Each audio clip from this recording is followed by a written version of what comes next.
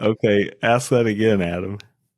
We're gonna start the podcast like a morning drive radio station. Chad, what's up, man? Welcome to 98.3 FM, The Verb.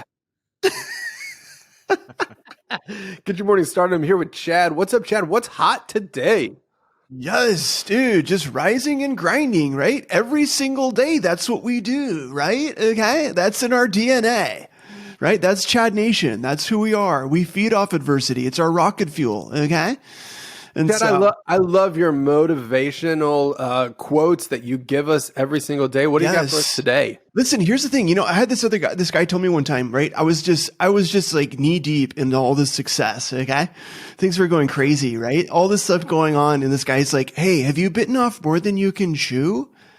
I'm like, what? Have I bitten off more than I can chew? Listen to me. Okay. I would rather choke on success. Okay. Than nibble on mediocrity. Okay. You feel me?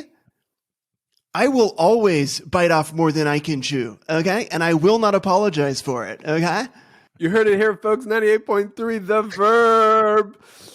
Check it. Oh, my word. What did you? I'd rather choke on mediocrity. Wait, I'd rather choke on success than nibble on mediocrity. Did you say that before? Is that in a video that you made? A friend sent that to me. A friend sent me that quote. I don't know who said it. That's real? Somebody really said that. A realtor. It's a realtor friend, or I don't know if he's a friend or who. I don't know who this came from. One of my friends saw this and sent it to me. So amazing. Oh man, yeah. Oh man, I'd rather choke on success than nibble on mediocrity. I texted you guys. So we've got one episode. I don't know. The first, so we're doing this on Zoom or a thing called Riverside.fm online, and just this month while we're having the baby, and I texted you guys whenever we released the first one. I was just like, we need our energy to go up because it was so slow and so sad, and what just happened is exactly what I was wanting. It is. We started off on the right foot. That's what we need. That's great. We need to be reminded. Yeah, it's good. Merit. Right. What'd you say? Your mug says merit on it. Oh yeah, that's where you and I went. We went on a little. You and I actually. I have been to this coffee shop, Merit, in San Antonio. If you're watching this or listening, I'm drinking coffee, bad coffee that I made myself. Unfortunately, we had a whole conversation about it off air, but Merit Coffee Company in San Antonio. I've been there with each of you, but for separate reasons. Yeah. The same one in San Antonio? Yeah, we went to the same one. Gary and I went there when I had a show. You and I went there. Chris and I went down for a retreat with a guy we like named John Mark Comer. And they were both, hey, you know what, guys? They were both special. In special times. Yeah. Who did you have more fun with? Ooh. Yeah. Well, I will say one of you wanted to be at that coffee shop and the other one did not. Does that mean anything? I'm sure they had like a iced chai or something. He didn't get it. One of the friends was able to appreciate merit. The other one was not, I think is probably fair. I also bought a mug. Yeah. Yeah. I did not buy a mug. So maybe that tells you which friend. There's this like I just feel like they're all the same. They're all the same. Oh my God. Every coffee shop you guys have brought me to. That's how I feel about comedians. It's been exactly the same. All the same. So fair enough. So Chris, Starbucks or we got a shop Denny's? down, Sir. Yeah. Cirque. We got or Merit here. Starbucks or Merit. You're saying they're the same? No. So Starbucks that's like saying McDonald's is the same as like a high-end burger place. I'm saying all the coffee shops you guys take me to, I'm assuming are more high-end, like nice coffee shops, but they're all like the same to me. Like it's like, oh yeah. I mean, we have good taste. in coffee. They're all good coffee shops. It's not necessarily, I'm not saying it's bad. I guess I'm just saying I'm not like geeking out over like, oh, look at these handmade countertops. You think that's what we care about? The handmade? No, I know. And what countertops are handmade? Chris, you don't care about vibe, like about the experience. Like that's one of the. It's not just the coffee. It's I go and have a really great experience sometimes in these coffee shops. Maybe it's because I don't like coffee that it just. What about restaurants? Yeah, I mean, I feel like you said, Adam, one of the friends was excited to be there. Obviously, I was the one who was. It wasn't that I didn't want to be there. It's just that I don't appreciate what they're offering. I guess it's just we could sit anywhere basically and have this experience. Is the way I feel. So I'm trying to get to the bottom of what I appreciate. If it's not the countertops and the people with beards and aprons on, what is it that I'm appreciating? If I don't like coffee, the pastries. Do you like pastries? They're trendy clothes and they're whatever. Their merch. I appreciate the merch. I think that, I understand what you're saying about the handmade countertops now. Yeah, like I want a coffee shop with a good vibe, but don't you like, and actually I think I'm realizing this about you now. I think I know the answer. Don't you like to sit in a I don't know, maybe a more inspiring place to talk or read or whatever? You don't care. That's a really great question because I feel like I care. I do like nice surroundings, but like we sat outside and it was pretty hot. Yeah. And like, so like I didn't feel like, oh my gosh, this is so nice. This wobbly table that like it didn't feel like it was like a great atmosphere. It felt more like we were outside. I mean, it was it was kind of uncomfortable. Chris, you know why we were outside? Because the place because it was full. So popular that it was full. I think we might be onto something. Chris and I, this retreat that we went on a couple of months ago was at a Catholic. Is it a monastery or campus? Yeah, something like that. I think it was kind of. And the grounds were really beautiful. We actually stayed in a dorm there. It was kind of a 3-day spiritual retreat, 4-day, and our room wasn't very nice. It was clean, but it wasn't nice. Yeah. I regularly found you in there reading, just you. Whereas I would go outside and read in a garden or something like that. And that was very perplexing to me. Is it because it was air conditioned?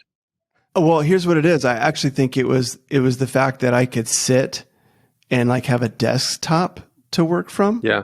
Okay. Like, because I was like journaling and stuff too. Because I loved the grounds and I really enjoyed walking around, but all the seating was like benches. I felt like so like to sit and like write or read. Seats are a big deal too.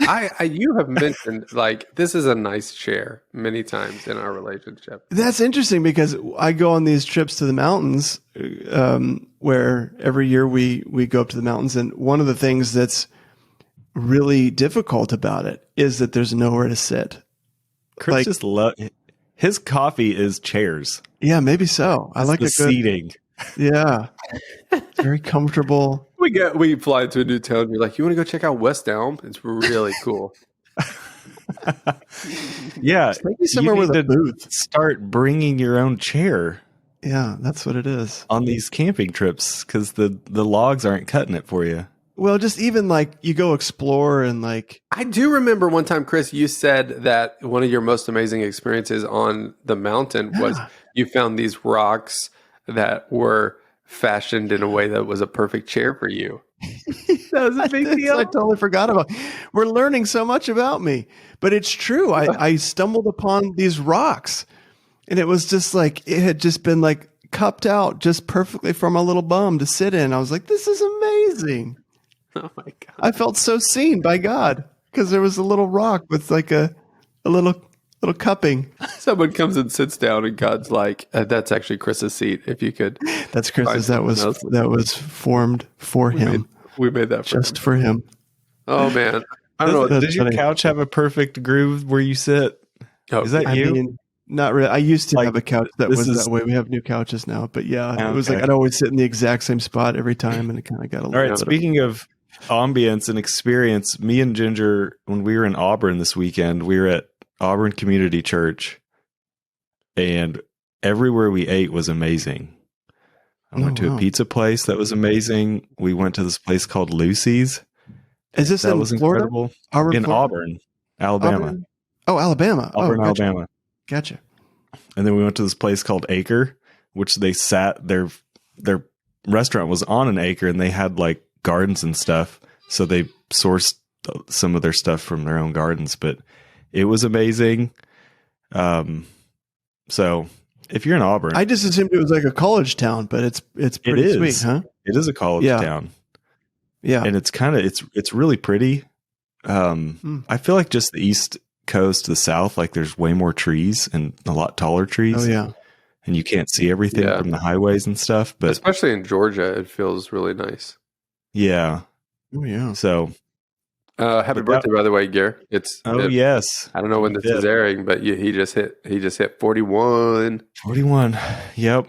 It was great. Woke up in a hotel room. Ginger had bought some cinnamon rolls from the local grocery store bakery. Put some candles in it, hung up a happy birthday banner. The kids all went to a home goods store and got me some gifts. Oh, so that's nice. Man, it was fun. It was kind of fun being on a work 41. Trip.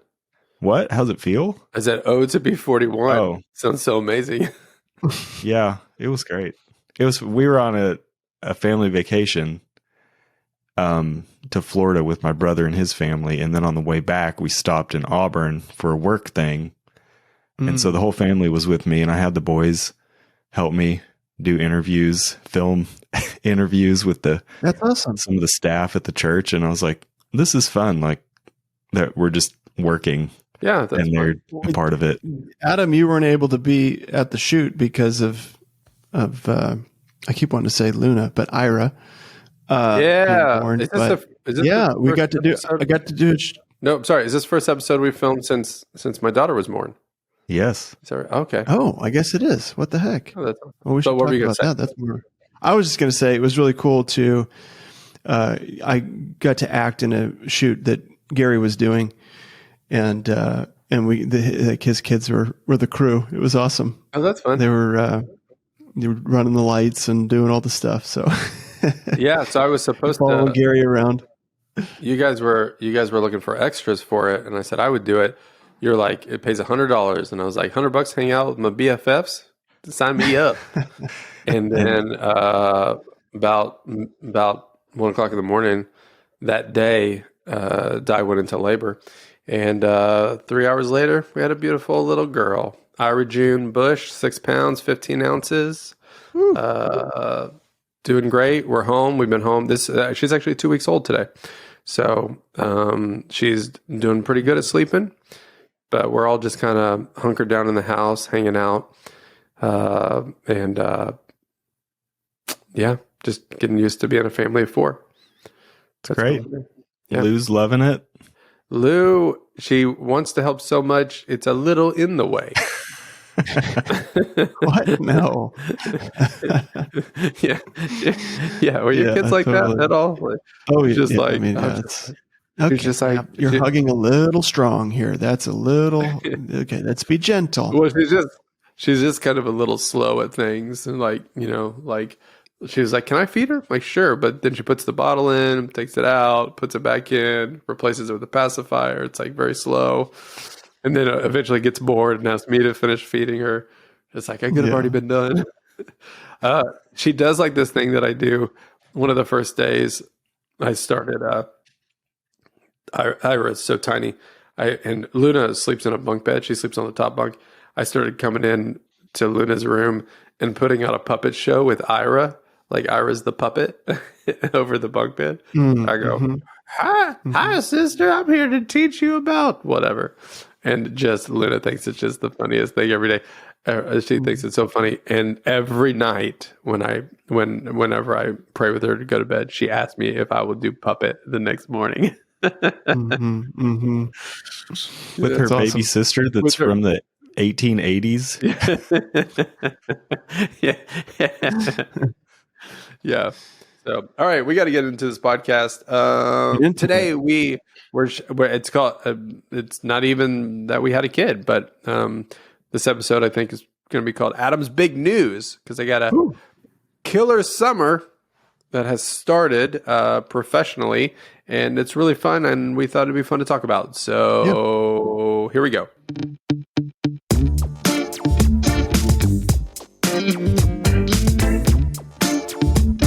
Welcome to the podcast, Risk It for the Biscuit, about Chris and I. We worked at a job. I worked at a church for 15 years. Chris worked there for 22 and a half years. And we stepped away a couple of years ago to pursue a profession in comedy. I'm a stand-up and a writer. Chris is an actor and a stand-up. And this podcast follows that journey. We live in Tulsa, Oklahoma. And we're doing this podcast with producer Gary, our best friend, who is along for the ride in every way possible. We're the trifecta, the Trinity, if you will. I don't know who's the Father, the Son, or the Holy Spirit, but none of those. None of them. Yeah. Risk It for the Biscuit is brought to you by Northern Creative, which is Gary's company, video production at its finest. Chris, would you like to give a quick spiel for Northern Creative? Listen to me. Stop what you're doing right now. If you need video help, Gary Hornstein and Northern Creative, that's all. That's the answer. That's the answer. All right, you heard it here. Northern Creative. You can check out their work at northern.work, or you can check out the Instagram at Northern Creative on Instagram. Yeah. And we're also brought to you by my home comedy club, the Tulsa Looney Bin Comedy Club. You can check out their lineup at tulsa.looneyBin.com. They've got some killer headliners coming out this year and some killer MCs and features like me this year. Yeah. So check that out. We'll talk more about them a little bit later. Yeah. That's the sound you'll be hearing at the end of the show. Yep. That's long. Okay. So long. All right, today we're talking about Adam's Big News. It's all about me. Chris, tell everybody that thing that Hazel does. So my daughter Hazel started this joke where if someone's talking about one of our other kids, she'll just kind of jokingly interrupt and be like, when are we going to talk about May? Sorry, it's really funny to me. My other kids don't think it's funny. They're just like, they don't think it's funny. They just roll their eyes. They're just like, Hazel, stop. Hazel It makes doesn't me laugh understand. every single time. I think that's why I hate it. Hazel doesn't understand how she doesn't understand how true to life it is. Right? Yeah.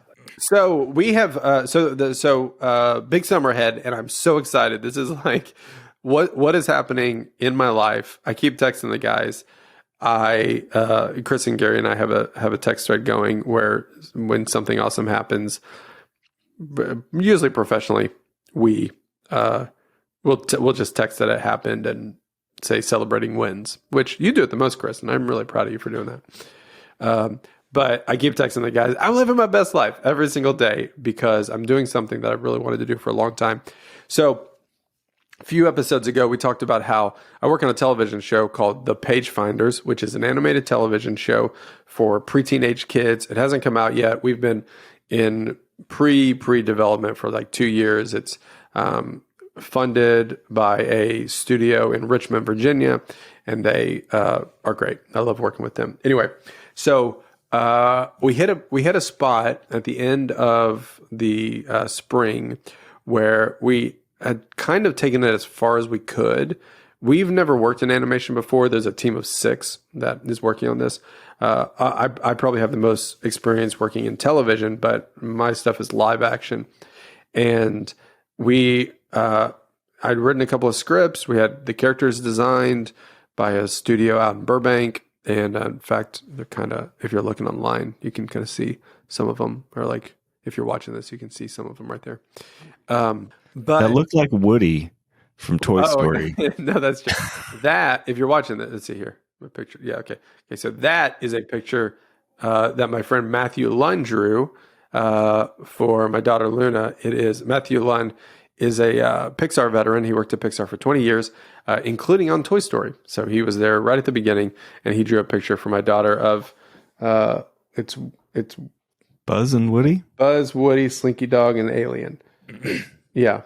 And he drew it for my daughter, and I hung it in my office. Lou doesn't even know about it. She never doesn't know about it. I didn't want her to mess it up. I mean, it is true. Yeah. I thought I'd frame it for her one day and put it in her room.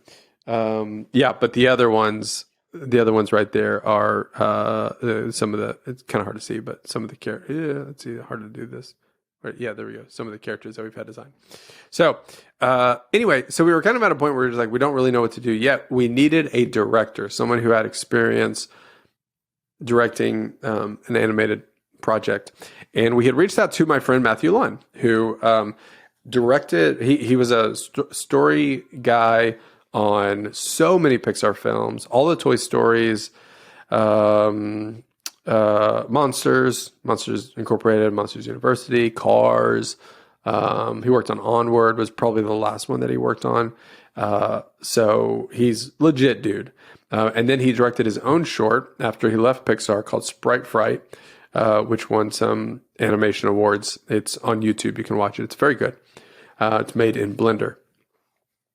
We approached him about directing our short, and he read my script and he said no.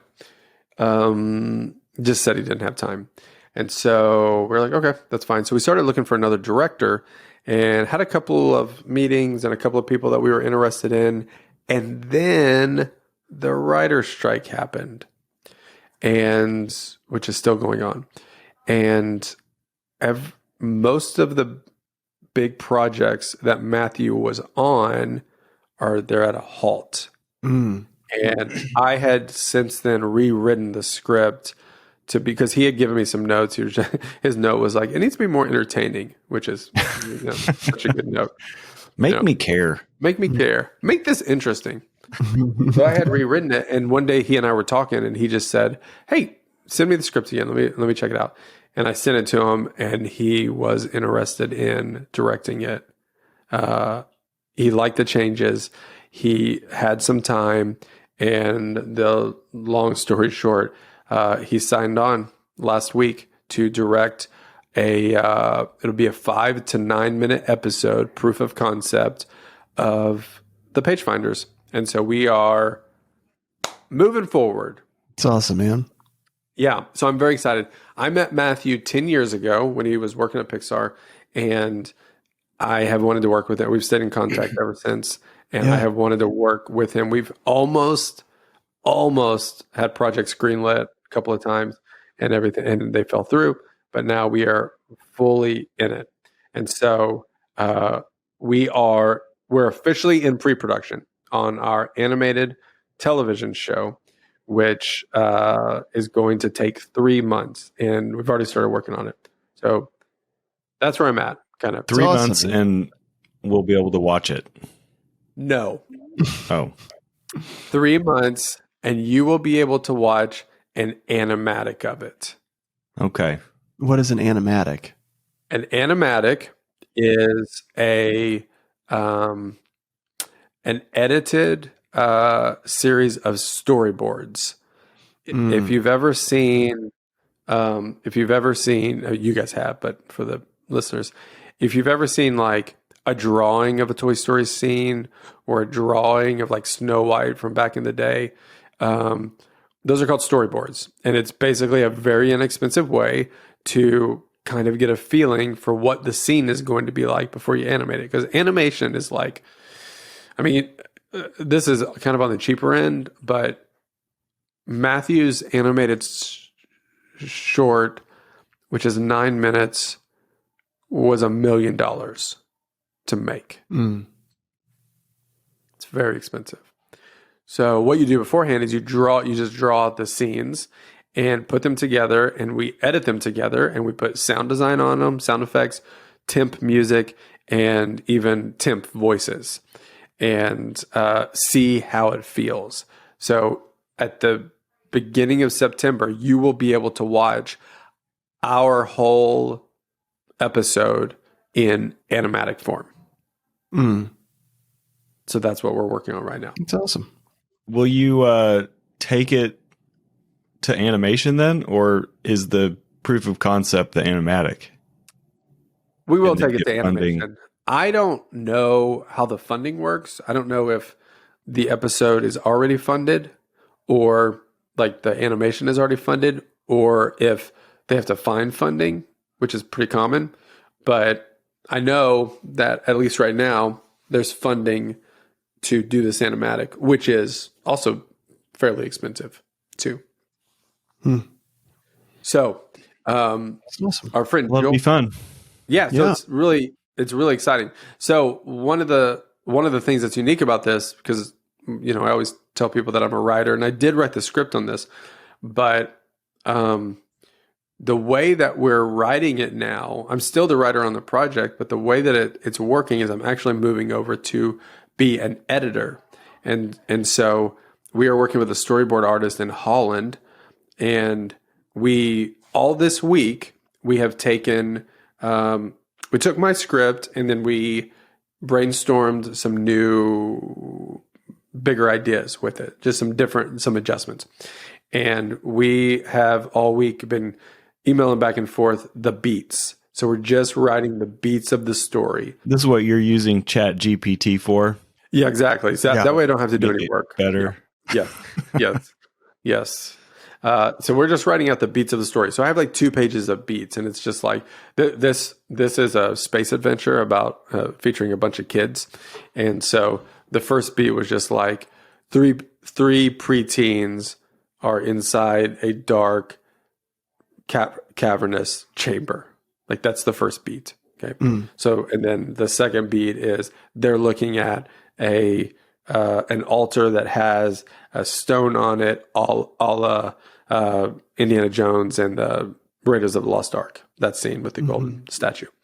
So beats just like that. And so so two pages of beats. So we're working on that right now, and then we send that to the storyboard artist.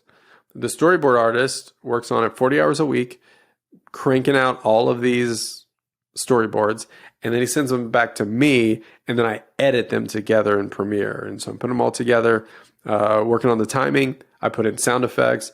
I'll bring, like, Chris will come over. If you're watching this right now, this door right here is a little vocal booth.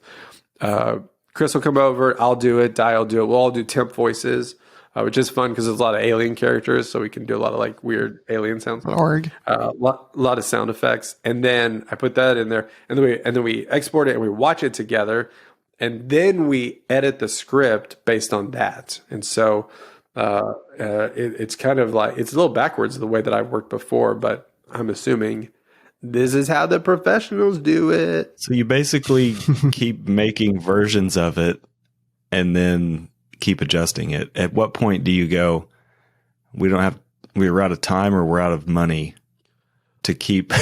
We only have 3 months. Right. I think we're only budgeted for 3 months because that's how fast Matthew said that we could do it.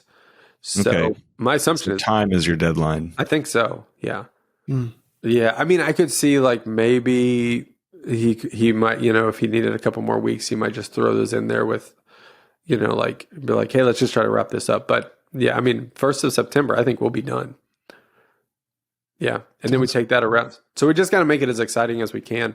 And I've wanted to make one of these. I've kind of made one with Gary one time for Pete and Penelope, but this being like an adventure heist, I've wanted to make one of these forever. And being able to like follow someone who just has so much experience making some of the greatest movies in the world. I mean, Toy Story is just like... Yeah, it's amazing. Yeah. Man. Yeah, it's Toy Story. What's been really cool too, just like I know this has been something you've been dreaming of for a long time. Or I know, I think we were at the same conference Yeah. where we met Matthew Lunn. Yep. In Vancouver. Yeah, in Vancouver, and obviously he's super cool guy.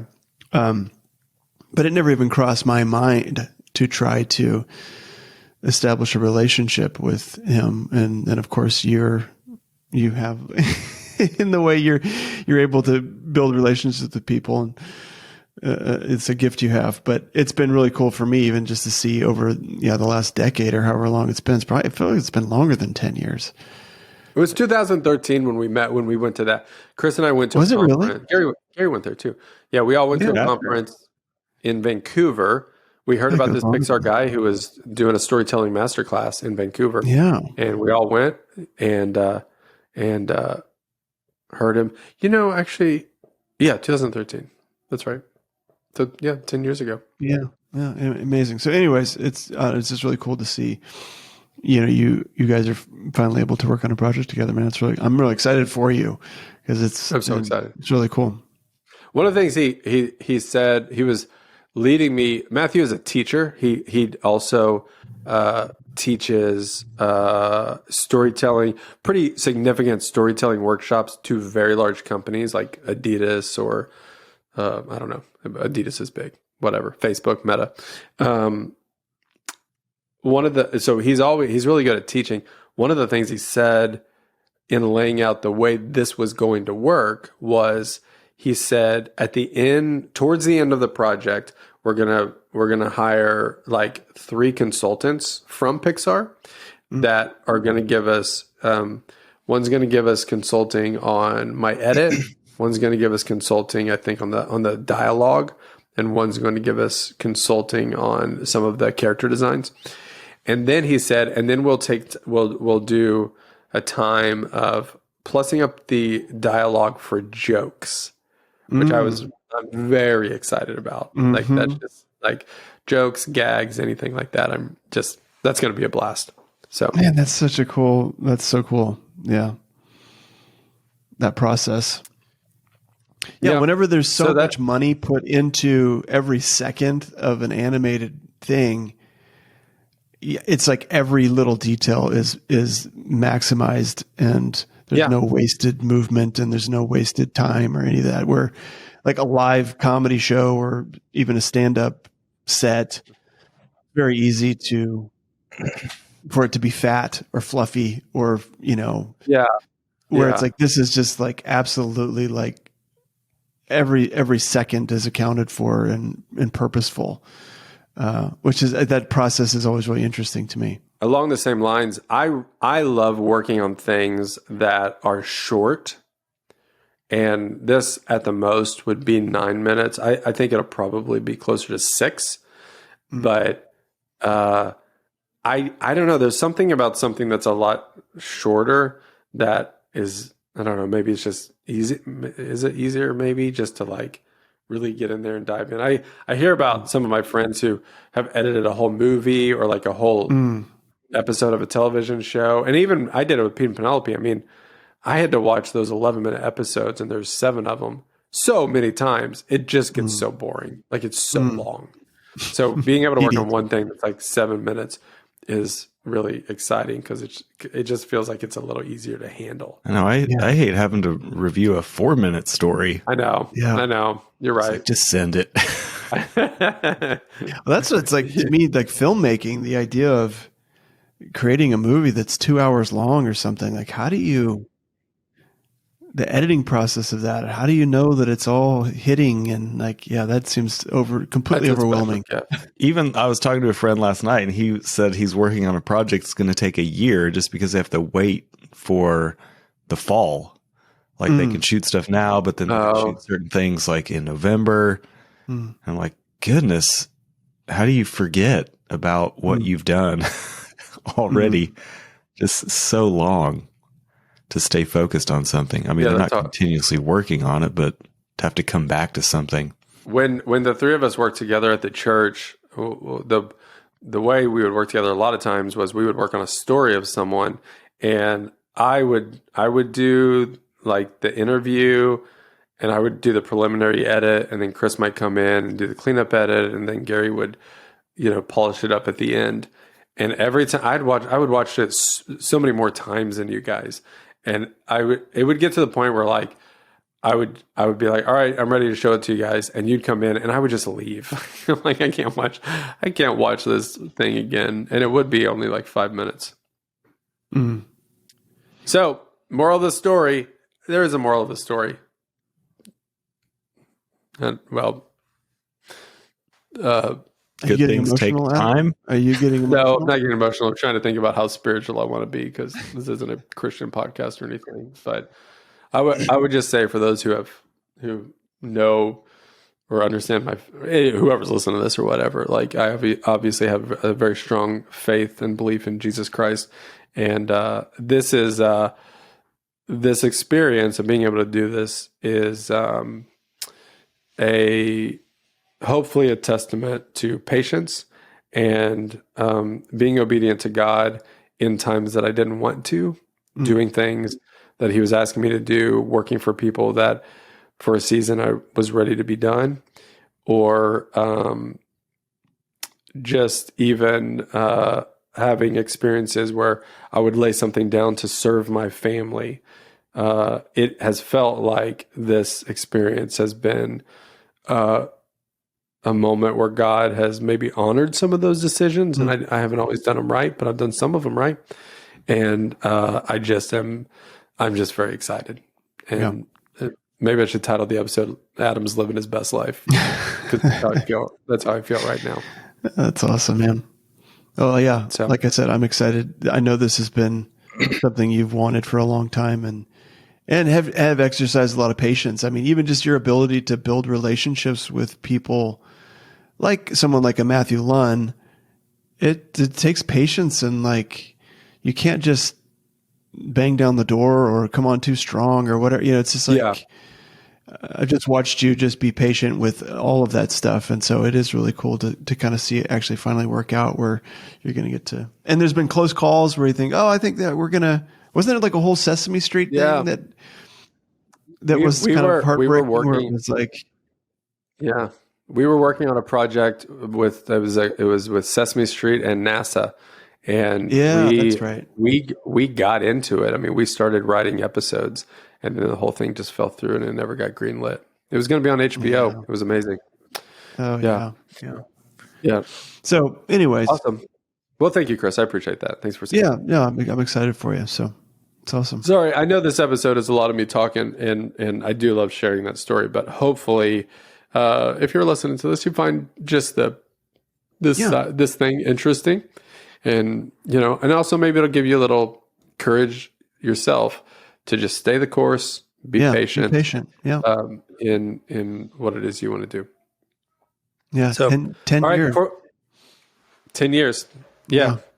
It's a long time. That's how old we are. When things are taking. Better get started now. Yeah. All right, we're gonna wrap this up. Before we go, let's shout out our sponsor, Looney Bin Comedy Club in Tulsa, Oklahoma. Hey, if you are looking for a premier comedy experience, then go to tulsa.looneyBin.com and check out their headliners.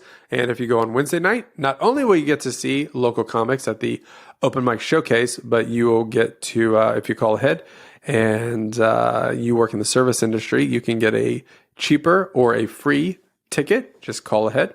Thursday night is ladies' night, the same sort of thing.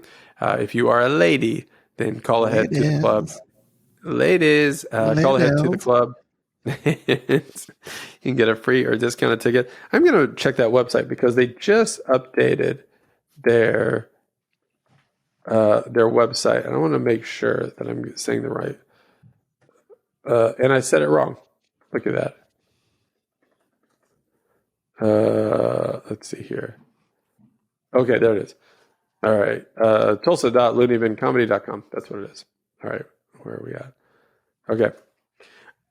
If you want to check out their stellar headliners, then you can go to tulsa.looneybincomedy.com and have an awesome time. And tell them the guys from Risk It for the Biscuit sent you.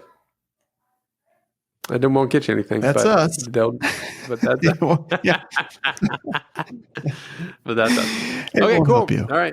Do you guys want to say anything before? Oh, and don't forget Oh my gosh. August 26th, I'm opening in Tulsa, Oklahoma for comedian Dustin Nickerson. You can get your tickets now We know. at DustinNickerson.com. Can we just replay That's every episode before this? Just edit that in. stellar clean comedian. He's going to be performing at a new club we have opening up called Bricktown Comedy Club, Tulsa. So August 26th, grab your tickets. People, guys, they're going fast. And it's a clean show, so it's 13 and up on the ages. I'm not August even 26th. excited. I'm not excited about the show anymore. I'm just excited about you not talking about the show. That's what I'm most excited about. Oh, man, it's June. We have far to 3 go. months So far to go. of this. We have Just so the far to go. closer we get, it's going to get more intense. Yeah. Yeah. This episode is about what's happening on